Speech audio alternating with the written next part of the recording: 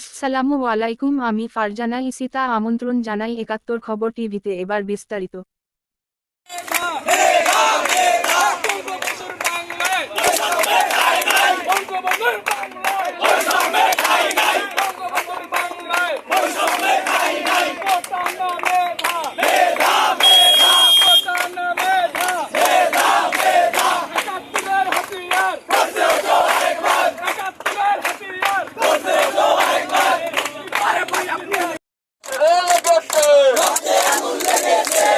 ছাত্র সমাজকে অন্ধকারের পরে আলোতে জাগবে,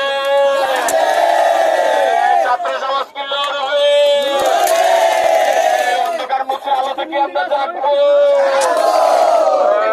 জেগেছে রে জেগেছে, জেগেছে রে জেগেছে।